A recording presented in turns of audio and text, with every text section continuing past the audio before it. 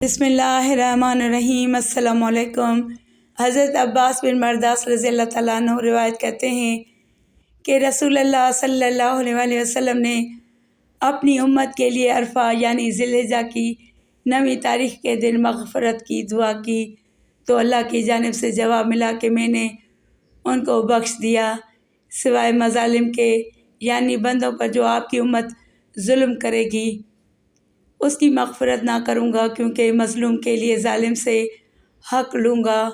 رسول اللہ صلی اللہ علیہ وسلم نے عرض کیا کہ اے پروردگار، اگر آپ چاہیں تو مظلوم کو اپنے پاس سے ظالم کی طرف سے جنت کی نعمتیں دے دیں اور ظالم کو بخش دیں۔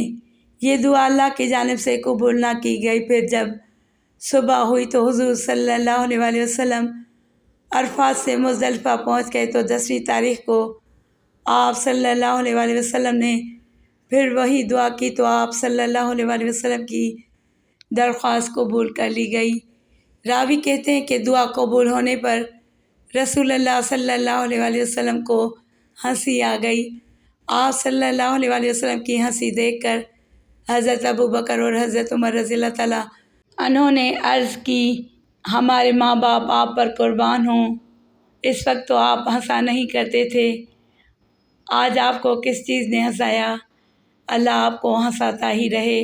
آپ صلی اللہ علیہ وسلم نے ارشاد فرمایا کہ بلا شبہ اللہ کے دشمن ابلیس کو جب یہ معلوم ہوا کہ یقیناً اللہ عز و جل نے میری دعا قبول فرمائی اور میری امت کو بخش دیا تو اس نے مٹی لے کر افسوس کے مارے سر پر ڈالنی شروع کر دی اور ہائے افسوس کرنے لگا، لہٰذا مجھے اس کی بدحالی دیکھ کر ہنسی آ گئی۔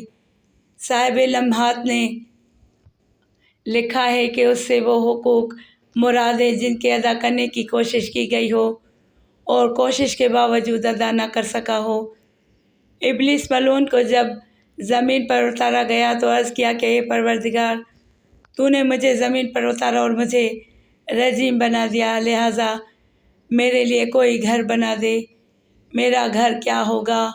اللہ نے فرمایا کہ تیرا گھر حمام و غسل خانہ ہوگا۔ ابلیس نے عرض کیا پھر میری مجلس بھی کوئی بنا دے، میری مجلس کیا ہوگی؟ اللہ عز و جل نے ارشاد فرمایا بازاریں اور رستوں کے جمگھٹے اور مجمع ہوں گے۔ عرض کیا میرے لیے کھانا بھی بنا دے، میرا کھانا کیا ہوگا؟ ارشاد ہوا وہ کھانا جس پر بسم اللہ نہ پڑھی جائے۔ پھر کہا میرے لیے پینے کی چیز بھی بنا دے، میرا پینا کیا ہوگا؟ اللہ عز و جل نے فرمایا ہر نشے والی چیز ہوگی۔ شیطان نے کہا میرے لیے موزن بھی بنا دے، میرا موزن کون ہوگا؟ ارشاد ہوا گانے بجانے کے باجے اور بانسریاں۔ پھر کہا میرے لیے قرآن بھی بنا دے، میرا قرآن کیا ہوگا؟ اللہ عز و جل نے فرمایا شعر و شاعری، میری کتاب کیا ہوگی؟ ارشاد ہوا شمع یعنی نقش کھودنا۔